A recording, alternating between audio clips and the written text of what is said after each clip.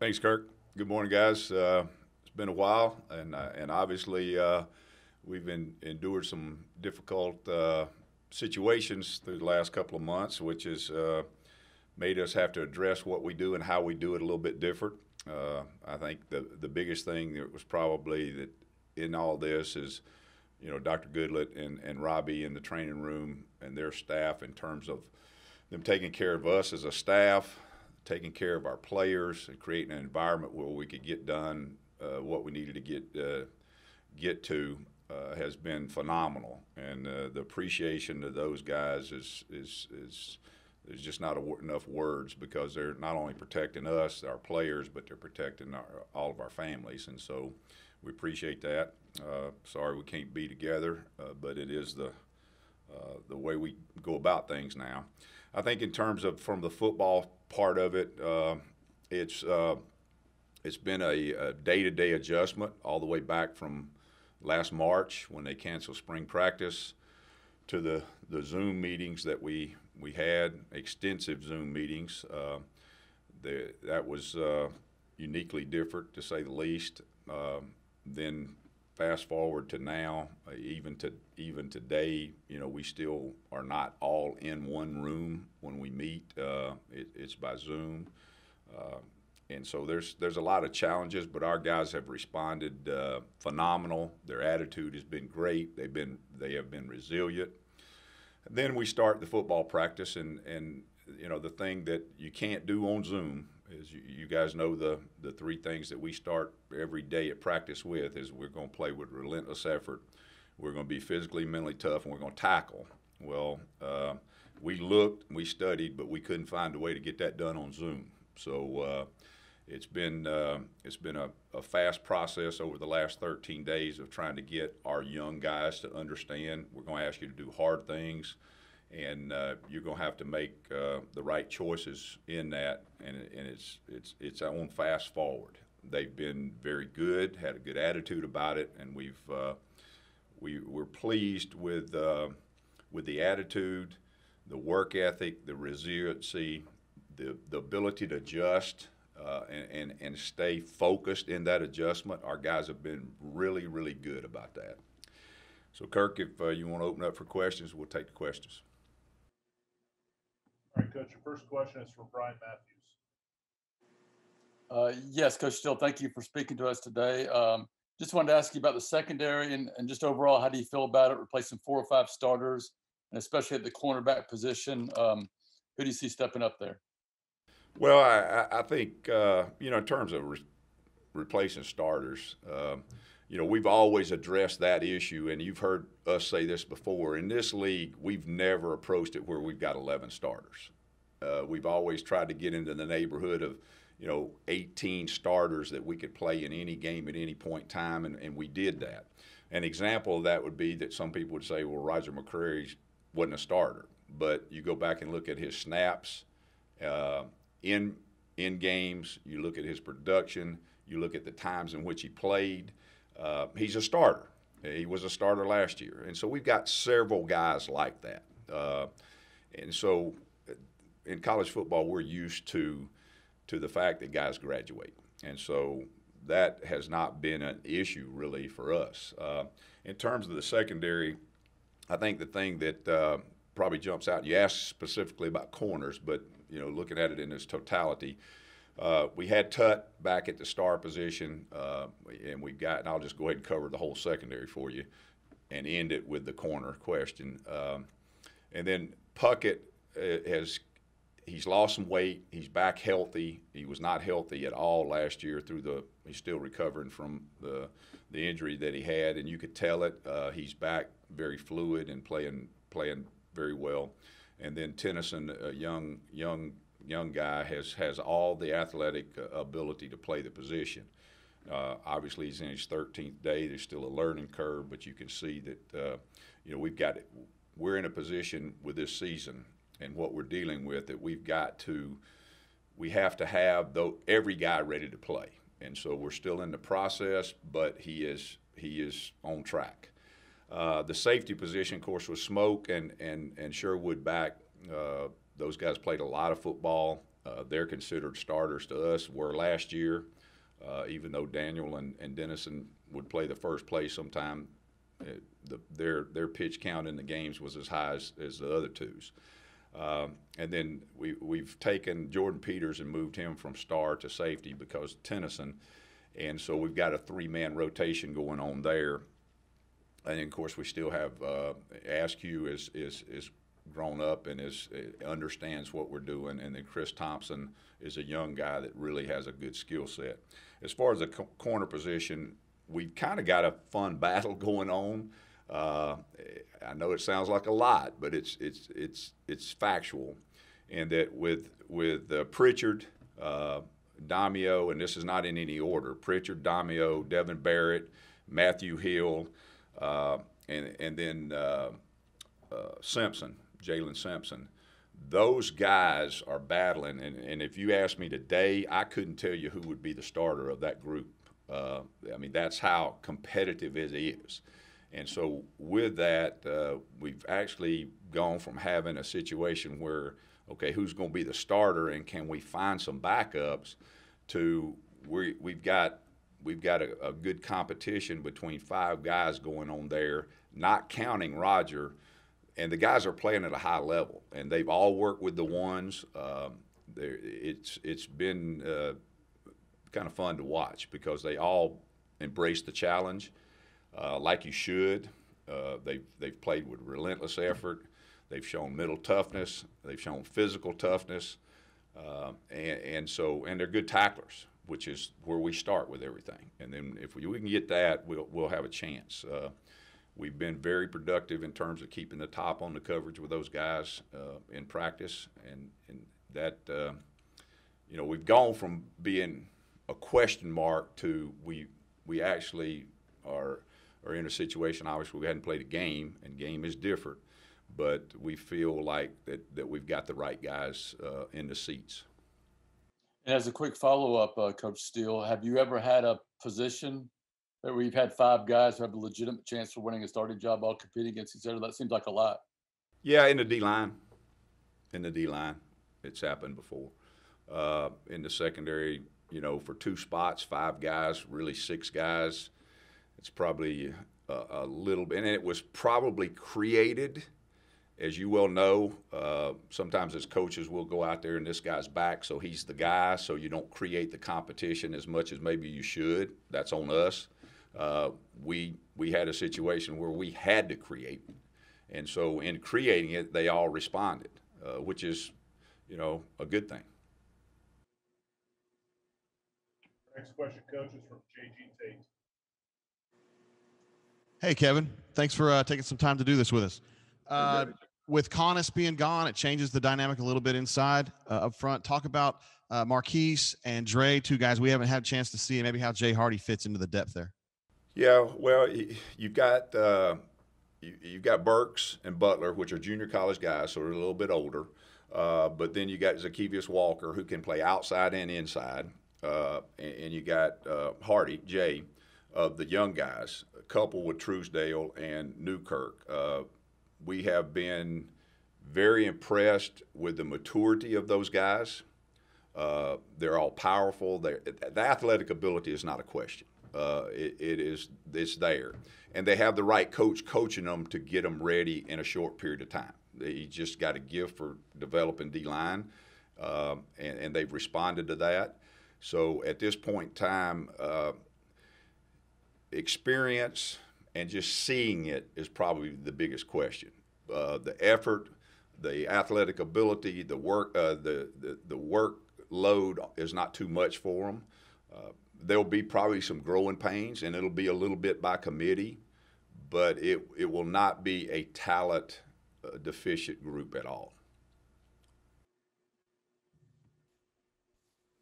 Coach, our next question is from Jason Caldwell.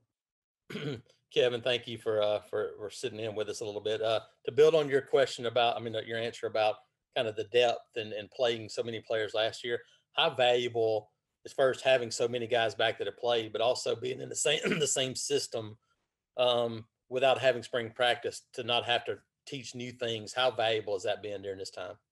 Well, I think you'd probably be best off to ask the players that, which I'm sure you have at some point in time in a roundabout way. But it's pretty obvious when you go out there and you put our first group out there, and you've got Smoke and Sherwood and KJ Britt and McLean and that Owen Popo, those guys, which they're the ones that have a lot of moving parts. There's a lot of things going out there formation-wise, motion-wise, shifts-wise, which will get people. You can't play if you don't get your cleats in the ground and know what you're doing. And we have not had that as an issue. I think it's coupled by two things, or three things. We have really, really smart guys. They're just smart guys. The other thing is that they've been in this system for a long time. They've had a lot of snaps with the same verbiage, the same terminology, and they understand the system. And then the other thing now, if you total up the hours that we've been on Zoom, it's been a lot of hours. So, you can't teach tackling, you can't teach relentless effort and mental toughness, physical toughness on Zoom, but you can teach the scheme. And I'm not sure, but I think we went through installation about 7 times since April. There's a lot of Zoom hours. Thanks, Kevin. Thank you. Coach, our next question is from Mark Murphy. Kevin, talk about working with Chad Morris again, how you guys work together at Clemson and how important it is for you guys to have a good relationship in preseason practice, getting ready to play a game. Well, like you said, Chad is a friend of mine. We've worked together before. We've stayed in contact. When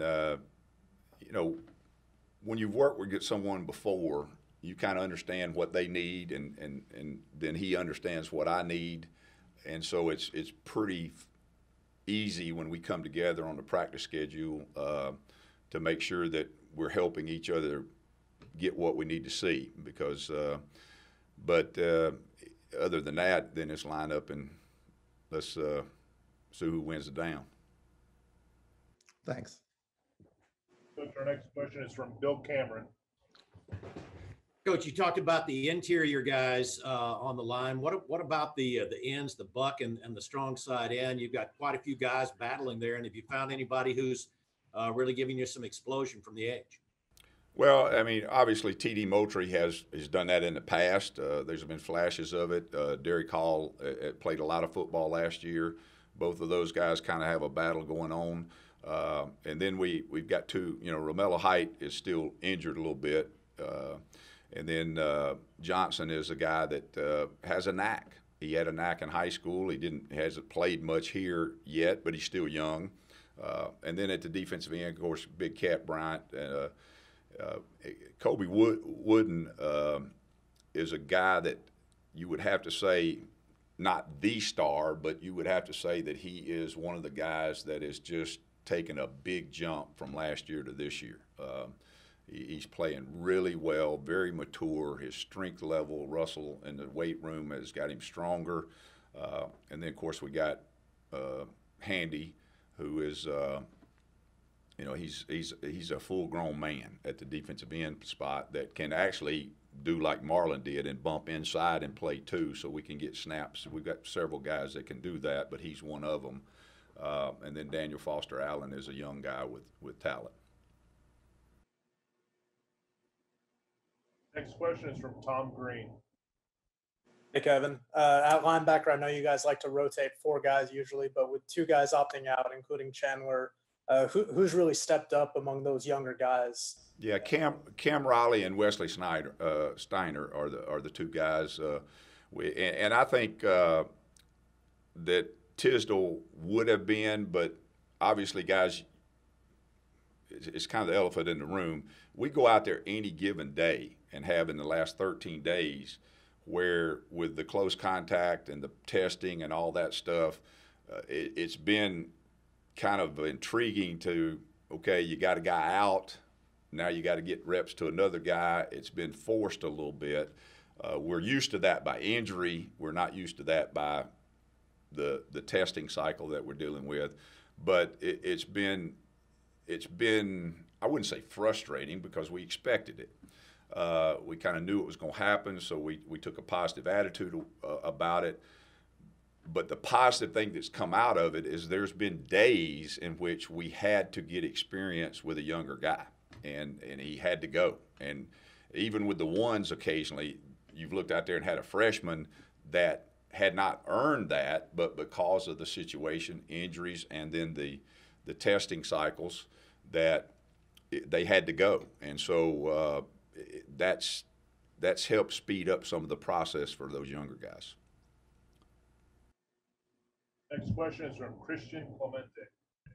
Hey, Coach. Thanks for talking to us today. I was just curious what you've seen out of Nick Curtis so far in fall camp since he transferred from Kent State, and whether or not he'll be able to play this fall. Well, we're still deciding who will be able to play and who not, but he's an athletic guy. He's very, very smart. Played at Hoover High School, which is that's in some ways people will tell you that it's got some properties like a college. They play football at a high level. They're well coached. They go about it in a collegiate type way.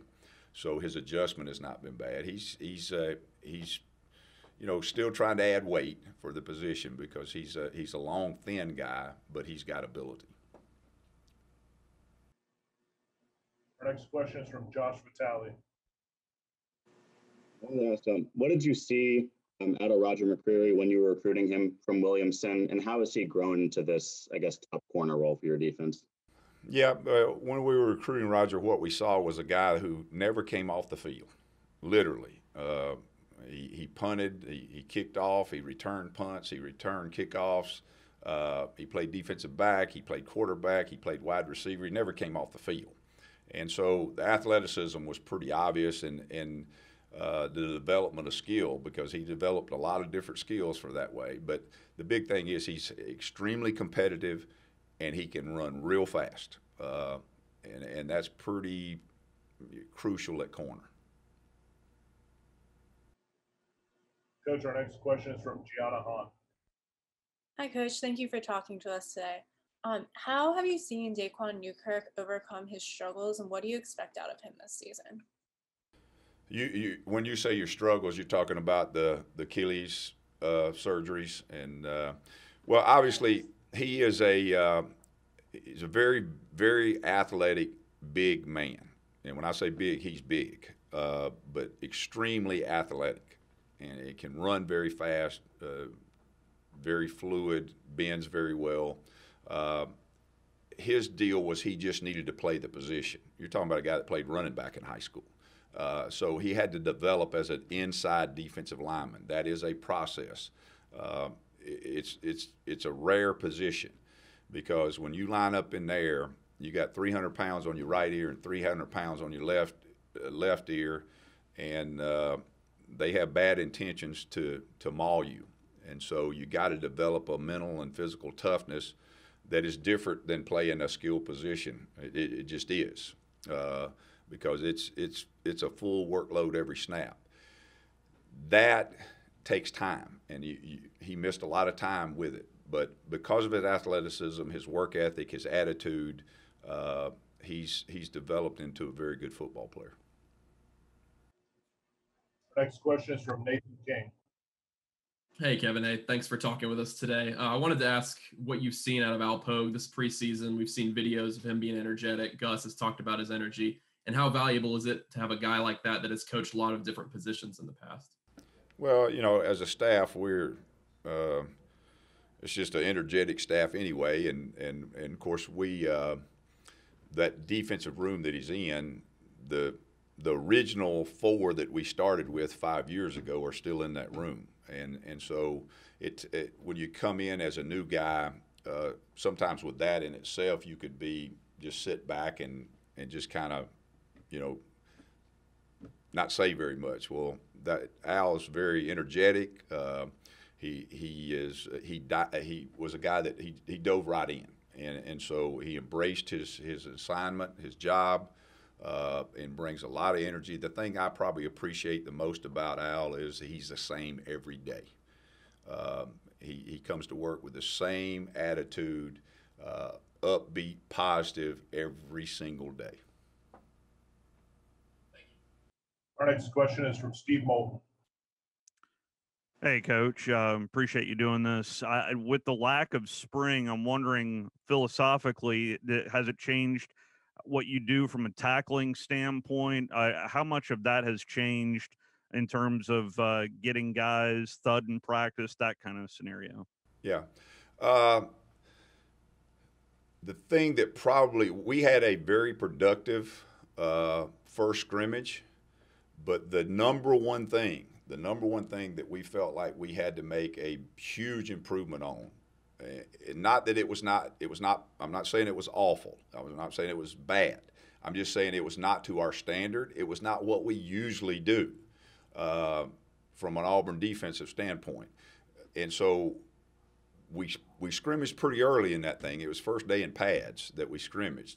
So we were going to make the emphasis anyway, but I think the fact that we had video evidence of it to show the guys and the sense of urgency that we needed to fast forward this thing is that we've worked really hard on tackling. Now our older guys, they've been through it. It's kind of like a golf swing. Once you got a good golf swing and hit a golf ball, you kind of got it. It doesn't take much to pick up the club and go do it.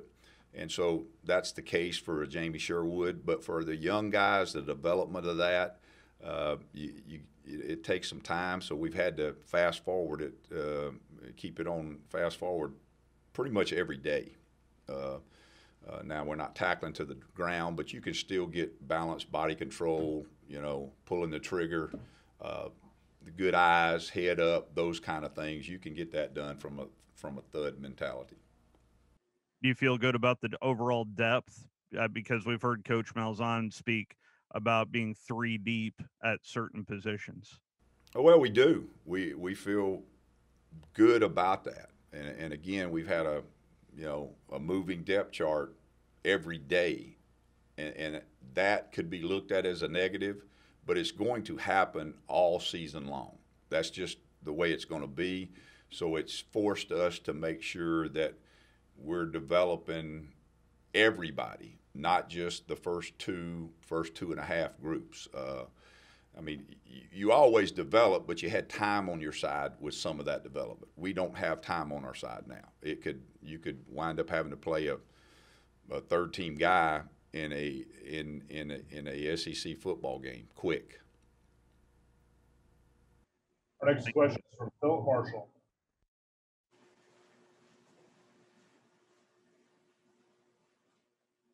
Good morning, Kevin. I had to look and see if it was still morning. If you could, we've heard a lot of talk about Sherwood and his potential for even playing beyond Auburn.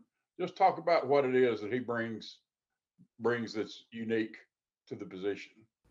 Well, obviously, you guys know, speaking of Smoke and Sherwood, if you go back to the Washington game 2 years ago, both of those guys played in that game, first game of their career at Auburn as a true freshman. We knew in those fall camp that we had 2 very, very good football players that were really smart. They're good tacklers. They can cover. They can get people lined up and quarterback. Jamie may be one of the best tacklers I've ever seen in the secondary. He's that talented with his balance and body control and just really, really good tackler. He's always had good coverage skills. Probably the biggest jump that Jamie's made this year is that he's a quiet person by nature. He's just really a quiet person. And he is more talkative and more assertive on the field. Jamie Sherwood, you asked specifically about him, and if he stays healthy and keeps the mindset that he has, he can be very, very special. Thank you, sir. Our next question is from Thomas Murphy. Hey, Coach. Last season, the defense forced 2 defensive touchdowns, both coming late in the season against Alabama. And with a league that has several first-year quarterbacks with LSU, Georgia, and Alabama to an extent, do you feel like the defense is going to force more turnovers and points off those with the experience they had this season? Well, we play every play to to get the ball back. That's the whole purpose of playing defense, and there's several ways you can get it back. 3 and out is basically a turnover in itself. We treat that as a turnover. Obviously, fumble recoveries and our interceptions are the ones that you focus on, but 3 and outs are pretty key too, because that creates punch situation, field position change like a turnover does. As a defensive coach, I take 2 turnovers for touchdowns every game, but every play's got a life of its own. So, we work for that, but to say that it's going to happen, we got to play the game and find out. Coach, we got a follow-up from JGT. Yeah, Kevin, a question about the way you structure your roster on the defensive side of the ball. Obviously, that's what you do. Every coach in America wants to have 4 deep, 5 deep at every position. But you, during your time at Auburn, you've been able to stack up players like that. A lot of coaches can't. Why have you guys been successful in just creating those levels of depth in your system?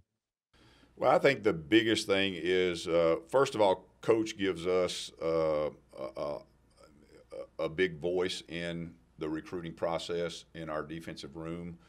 In terms of, now he obviously makes the final decision on who we're taking and who we're not, but our guys are really good, Rodney, Travis, Wesley, and now Al, but the first 3 that have been together a long time, we understand what we want. That's part of you talk about the system being the same for the players. Well, it's the same for the coaches too. So everybody understanding what a star looks like in our system.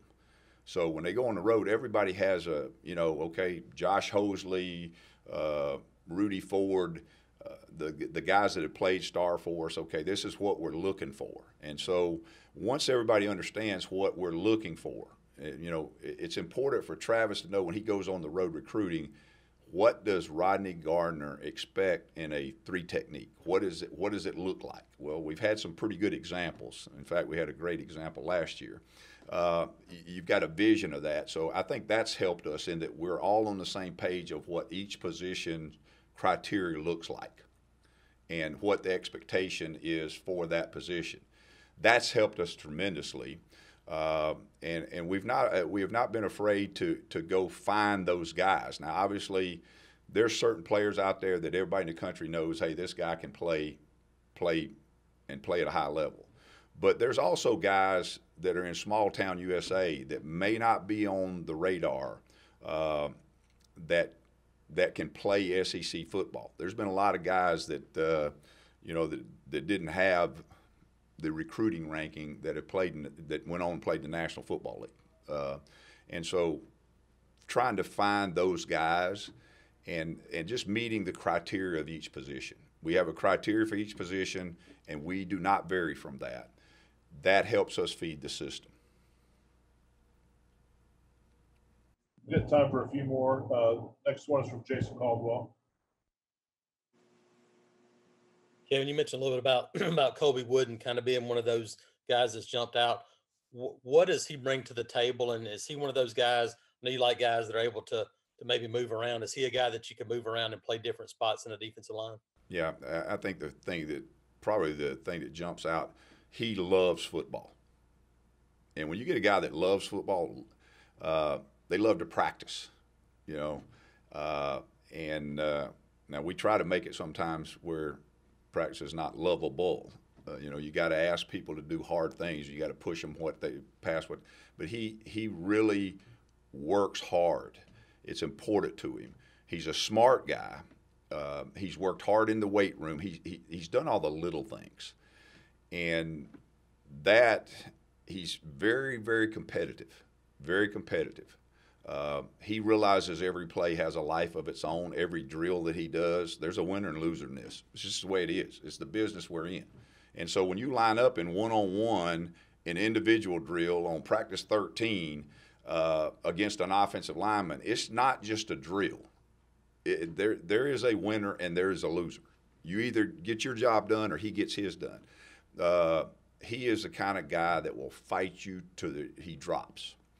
He goes about every drill, every play to try to be the best he can be.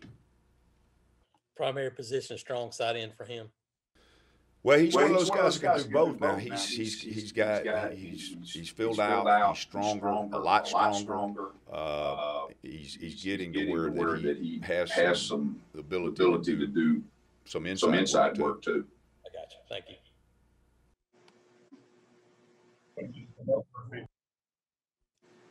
Coach, can you talk about how Tyrone Truesdale's improved since his freshman year, and also pass rush? Who you're going to be counting on this year for that? Well, we're still in the process on the pass rush in terms of finding out what this team is. At this point in time, 2 years ago, in fact, we talked about this morning. At this point in time, going into the season, I guess it was 2 years ago, 3 years ago, we were still trying to figure out, okay, are we going to have to be a pressure team to generate pass rush? Are we going to be able to generate it with a four-man rush? Who's going to be the speed rusher? Who's the inside guys to get on the field for the pass rush? And Jeff Holland was not the guy we picked that we thought was going to be that guy. And obviously he was.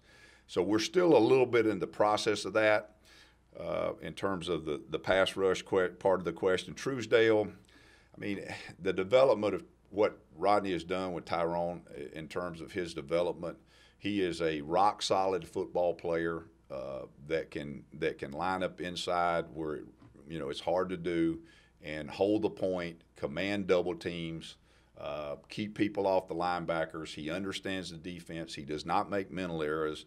And to say, well, how far has he come? Well, I mean, the third day of practice when he was a freshman, he couldn't even do up downs. And so that's how far he's come. He looks like he's probably one of your physically stronger guys. Is that the case? Well, yeah, he's always been pretty strong now, but he is a strong, powerful man. Thanks. Coach, our last question today comes from Tom Green. Hey, Kevin. Big Cat and Tyrone both said that Jay Hardy kind of reminds them of a young Derek Brown. What do you think of that comparison, or what really breeds that comparison from them? I think football is important to him. It was to Derek. He's a guy that, Derek, when he was young, whatever Rodney said, he did. The hard things too. And Jay does that.